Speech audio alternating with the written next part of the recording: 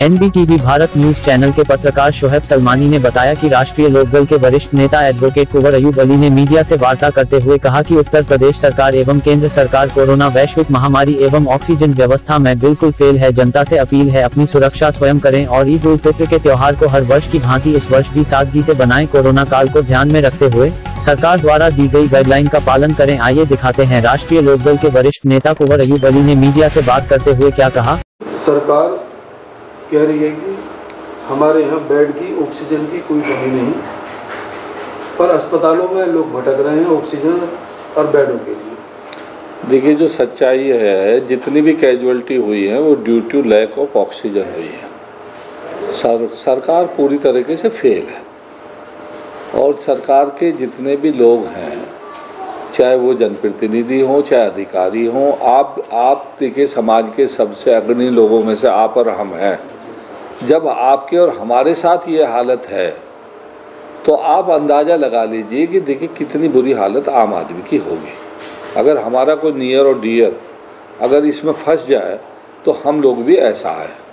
ये पहली बार ऐसी सरकार देखी है जिन्होंने लोगों को राम भरोसे छोड़ दिया कि जो जिंदा रह जाएगा ठीक है, जो मर जाए वो ठीक है। आज आप देख रहे हो यूपी सरकार ने अपना राजस्व बढ़ाने के लिए शराब के ठेके खोल दिए। आज व्यापारियों में बड़ा रोष है। आज गाजियाबाद में व्यापारियों ने इसमें रोष प्रकट किया और ये कहा है कि अगर शराब की दुकानें खुलेंगी तो कल से हम अपनी मार्केट भी खोलेंगे। देखिए, मेरा मानना यह है कि अब भारतीय जनता पार्टी की सरकार है, केंद्र में भी और प्रदेश में भी, और हमारे योगी जी उत्तर प्रदेश के मुखिया हैं। योगी जी रामराज की बात करते हैं। अगर रामराज में शराब ही सबसे ज़्यादा प्राथमिकता है तो मैं इसके बारे में कोई कमेंट करना नहीं चाहता। मेरा मानना ये है कि पहले बेसिकली लोगों को पेट भरने के लिए रोटी रोजी, दूध, पानी, दवाई, गोली, इनका इंतजाम सरकार को करना चाहिए और इनकी दुकानों को 24 घंटे खोलना चाहिए। देश में वैसे जो कोरोना महामारी का जो केस डबल हुए हैं, इसमें ये कहना है सरकारी आंकड़े में जो डबल हुए हैं कि जो चुनाव हमारे यहाँ हुए, अभी चुनाव का रिजल्ट आया है उसके बाद एकदम जो बढ़ोतरी हुई है कोरोना के पेशेंटों की, क्या मानते हैं चुनाव? नहीं, देखिए, चुनाव भी एक अपना अलग फैक्टर है। अब आप इसको दोष नहीं दे सकते, ये एक व्यवस्था है। अब जो ये आप बंगाल में करके आए हैं, आसाम में करके आए हैं कि आप करो तो वही सलमान खान का डायलॉग है कि हम करें तो रास लीला, आप करें तो करेक्टर ढीला। तो वो मेरा मानना ये है कि सरकार इस मामले में पूरी तरह फेल हो गई है और सरकार ने जिस तरीके से काम करना चाहिए था वो काम सरकार ने किया नहीं, उत्तर प्रदेश सरकार ने खास तौर से। आप देख रहे हैं ऑक्सीजन की कालाबाजारी हो रही है, अन्य चीज़ों की कालाबाजारी हो रही है और जिला प्रशासन या सरकार उस पर कोई लगाम नहीं। देखिए, जब देश के प्रधानमंत्री कहेंगे कि आपदा में अवसर ढूंढिए तो एक तरीके से आप इनविटेशन दे रहे हो कि लोगों को इस आपदा में भी पैसा कमाए। इस देश में देखिए, अब इसमें कहने में कोई बुराई नहीं है, लोग बुरा भी मानते हैं, मैं तो इस मामले में बड़ा स्पष्टवादी हूँ। ये व्यापारियों की सरकार है और एक एक करके हर वर्ग के व्यापारी को बीजेपी के लोगों ने पैसा कमवाया, चाहे वो बिजली वाले हों, चाहे आपका राशन वाले हों, चाहे दवाई वाले हों, चाहे गोली वाले हों, सबको मौका दे रही है सरकार एक एक करके खूब पैसा कमाओ। तो ये तो सरकार की ढिलाई है, वरना जिस दिन डीएम एसएसपी दरोगा खड़ा हो जाता है, किसी व्यापारी की हिम्मत है? एक दरोगा भी अगर ठीक हो जाए इलाके में कोई काम नहीं हो सकता। लेकिन जब सरकार की नीयत ये है कि व्यापारी पैसा कमाओ तो ब्यूरोक्रेट्स क्या करेंगे? डीएम क्या करेगा? एसएसपी क्या करेगा? दरोगा क्या करेगा? तो सरकार ये चाहती है कि व्यापारी पैसा कमाए और आम आदमी मरता रहे। ये सरकार की नीति है। आपके क्षेत्र मसूरी में अभी तक सरकार से कुछ आश्वासन मिला है? नहीं, कुछ नहीं। हमारा क्षेत्र को छोड़िए, पूरे ज़िले में कहीं चले जाइए, एक आदमी नहीं आया, एक सरकारी अधिकारी किसी की बात सुनने को तैयार नहीं है। ये इस तरह की सरकार है कि जहां जनप्रतिनिधि भी अपने घरों में छिपे बैठे हैं। हम लोगों को जनता ने या जो निर्वाचित जनप्रतिनिधि हैं उनको जनता ने इसलिए चुना कि वो उनके दुख दर्द में भागीदार बने। आज ये हालत हो गई है, चाहे वो भाजपा का एमएलए, चाहे विपक्ष का एमएलए, चाहे एमपी है, कहीं आपको दिखाई देता है? ईमानदारी से बताओ। सवाल ये नहीं है कि हम उनके विरोधी हैं या वो हमारे विरोधी हैं। सवाल ये है कि हमारी जो लायबिलिटी है, जो हमारी फंडामेंटल ड्यूटी है पॉलिटिकल लोगों की, वो कोई पूरा नहीं कर रहा है। आज हालत ये हो गई है कि अब लोगों ने ये कहना शुरू कर दिया है कि भाई जो कुछ करना अपने आप करो। लोग गैस का सिलेंडर 40-40 हज़ार में ख़रीद रहे हैं, लोग इंजेक्शन 20-20 हज़ार 30-30 हज़ार में ख़रीद रहे हैं। लोगों की गोदियों में लोग मर गए, माँ बाप की गोदियों में बच्चे मर गए यार, बीवी मर गई, माँ बाप मर गए। आप ऐसा सोचते हो कहीं? चारों तरफ ऐसा माहौल है अफरा तफरी का कि कहीं ना दिल लगता है, ना कोई काम करने का मन है, ना कोई माहौल है। अब ये रमज़ान शरीफ शुरू हुए थे और इसका लास्ट होने जा रहा है। शायद आज 28 में रमज़ान है, कल 29 में, कल शाम रात होगी, परसों ईद होगी। इन्होंने अभी जो लॉकडाउन को बढ़ाया है और उसमें आप क्या कहना चाहेंगे? नहीं, देखिए, मैं इसको कभी रिलीजियस पॉइंट ऑफ व्यू से नहीं देखता। मेरा मानना ये है कि देखिए, इस्लाम की बुनियाद ही सरकार के कानूनों को मानने से है।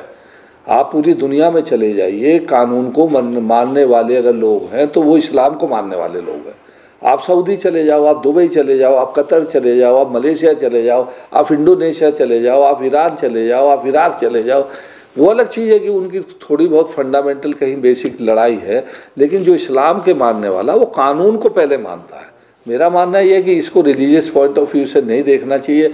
वो अलग बात है कि आप देखिए कुंभ कर लिया, ठीक है कर लिया वो, अब लेकिन हम ये कहें कि कुंभ कर लिया तो हमें ईद का नमाज को भी इजाज़त दो, मैं इसको जस्टिफाइड नहीं मानता। मैं मानता हूँ कि जो सरकारें अगर ईमानदारी से कोई कानून लागू कर रही है या गैर कानून, अगर उनकी नीयत भी ख़राब है तो भी हमें कानून को मानना चाहिए और उस कानून का हमको डेमोक्रेटिक तरीके से उसका विरोध करना चाहिए, ना कि हम अननेसेसरी क्रिटिसिज्म करें। अगर हम लोग अननेसेसरी क्रिटिसिज्म करते हैं तो हम भाजपा को मदद करते हैं। अभी आपने हाल ही में जो है जिला पंचायत चुनाव लड़ाया आपकी वाइफ ने, और बहुत कम मात्रा से जो है पराजित हुए हैं। जो विनर हुआ है उन्होंने ये कहा है कि मैं शुरू से विकास कराता आया था, इसलिए मुझे जनता ने चुना है, मगर आप बहुत नाम मात्र वोटों से आ रहे हैं। देखिए धौलाना विधानसभा क्षेत्र के 3 गांव आते हैं और मैं जब चुनाव लड़ने आया तो मैंने धौलाना विधानसभा क्षेत्र में एक नारा दिया कि ना तो यहाँ गाली चलेगी, ना ही यहाँ पे पुलिस की दलाली चलेगी। मुझे खुशी इस बात की है कि मुझे धौलाना विधानसभा क्षेत्र के 3 गाँवों में 3200 वोट मिला और विधायक जी को 1900 वोट मिला। विधायक जी को उनमें झांकना चाहिए कि आखिर उनके विधानसभा क्षेत्र के 19,000 वोटों में से आपको 1800 वोट मिल रहा है, 1900 वोट मिल रहा है। ये विकास की बानगी है। मैं तो बधाई देना चाहता हूँ धौलाना विधानसभा क्षेत्र के लोगों को। नहाल, मसूरी, कुसरिया 3 गांव हमारे लगते हैं उसमें, कि चाहे रिजल्ट कुछ भी रहा हो, लेकिन उन्होंने एक मैसेज दे दिया कि धौलाना विधानसभा क्षेत्र की पहली पसंद कुंवर अय्यूब अली है। ये 4थे नंबर पर गए असलम चौधरी, यहाँ बासिद अली 7वें नंबर पर गए। तो 3 लोग लड़े थे जो विधानसभा का चुनाव लड़ चुके हैं, एक मौजूदा विधायक है। सबसे पहली और बेहतरीन पसंद अय्यूब अली रहा। वेस्ट यूपी में मुसलमानों में एक बड़ा कद रहता है आपका, हमेशा ही देखा गया है, लोकदल के माध्यम से भी और अदर माध्यम से भी देखा गया। उन लोगों के लिए क्या संदेश देना चाहिए? मैं ये संदेश देना चाहता हूँ कि देखिए, हमको वक्त को पहचानना चाहिए और हम लोगों को देखिए भाईचारा, हिंदू मुस्लिम एकता, ये सब के लिए बेसिक चीज़ है, फंडामेंटल राइट्स। और हमारे तो देखिए चौधरी अजीत सिंह जी साहब सब कुछ लुटा दिया उन्होंने, लेकिन वो भाईचारे के लिए 2013 से लड़ रहे थे। मैं तो सबसे यही कहना चाहता हूँ कि भाईचारा बना के रखिए। समय परिवर्तनशील है, वक्त जो है कभी के ठहरता नहीं है। आप लोगों ने देखा कि जो लोग ये कहा करते थे कि हम तो अमर हो गए हैं, अब तो हमारी सरकार ही नहीं हटेगी, जब वक्त आया तो लोग चादर उठा के भाग गए। आज हालत ये है कि अगर भारतीय जनता पार्टी के लोगों को ईमानदारी से चुनाव करा दो, वो अलग बात है कि वो रिलीजियस सेंटिमेंट्स भड़का करके या किसी और बात में कर करके वोट ले लें, मैं उसको नहीं कहता। देखिए, चुनाव लड़ना, चुनाव जीतना दिक्कत क्या है कि पहले ज़माने में जब हम लोगों ने राजनीति शुरू करी तब लोग ये कहते थे कि दिमाग वाला आदमी होना चाहिए, अधिकारियों से लड़ने वाला आदमी होना चाहिए, जनता की आवाज़ उठाने वाला होना चाहिए। अब वो वक्त बदल गया, अब लोग कहते हैं कि गूंगा होना चाहिए, बहरा होना चाहिए, हमारा पैर पकड़ने वाला होना चाहिए। अब ये समय बदल रहा है, तो मैं समझता हूँ कि ये समय भी बदलेगा। और क्या संदेश देंगे? नहीं, ईद का देखिए, ईद ऐसे समय पे आ रही है कि जब इससे बुरा समय हमने अपनी ज़िंदगी में कभी देखा नहीं। कोई आदमी ऐसा नहीं है जिसका कोई नज़दीकी, कोई रिश्तेदार, कोई दोस्त इस दुनिया में से हमें छोड़ के ना गया हो। हमारे तो इतने नज़दीकी लोग चले गए कि हमारा तो मन ही बहुत उदास है।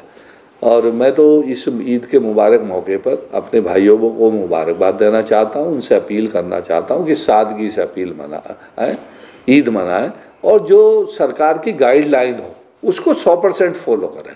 अगर सरकार कहती है 5 आदमी नमाज पढ़ें, 5 पढ़ें, आप अपने घर में पढ़ें और समय के अनुसार। हम लोगों को कहीं टकराव की ज़रूरत नहीं है, बिल्कुल ईमानदारी से तो सादगी से त्यौहार मनाएं और लोगों से ईद के मौके पर ख़ास तौर से दुआ करें कि ये कोरोना जैसी महामारी हमारे मुल्क से हमेशा जल्द से जल्द ख़त्म हो जाए और हमारे जो नज़दीकी लोग गए हैं, जो हमें छोड़ के चले गए, अल्लाह मियाँ उनको जन्नत में उनको एक अच्छा मुकाम हासिल करे। और उनके परिवार के लोगों के लिए जो हम लोग कर सकते हैं, जो एक ह्यूमैनिटी का ग्राउंड है कि जो हमारे लोग नज़दीकी लोग चले गए, तो हम लोगों को उनके परिवार के लोगों को उनके बच्चों के बारे में हम लोगों को बात करनी चाहिए। और गवर्नमेंट को भी एक प्लान बना करके उनके लिए एक अलग से एक फंड बनाना चाहिए। जो कोरोना में जिनकी अनटाइमली डेथ हुई है उनके लिए एक फंडिंग करनी चाहिए, उनके लिए कुछ योजना बनानी चाहिए और उनके बच्चों के लिए कुछ ना कुछ करना चाहिए। तो मैं आपके मुबारक इस मौके पर मैं आप लोगों का शुक्रिया भी अदा करना चाहता हूँ और सब लोगों को एक बार पुनः ईद की मुबारकबाद देते हुए कि ईद का त्यौहार आपके जीवन में खुशियाँ लाएगा। आप हमारे इस मुल्क से कोरोना ख़त्म हो जाएगा, इसी उम्मीद और विश्वास के साथ सादगी से, भाईचारे से हम लोगों को ईद मनानी है। शुक्रिया।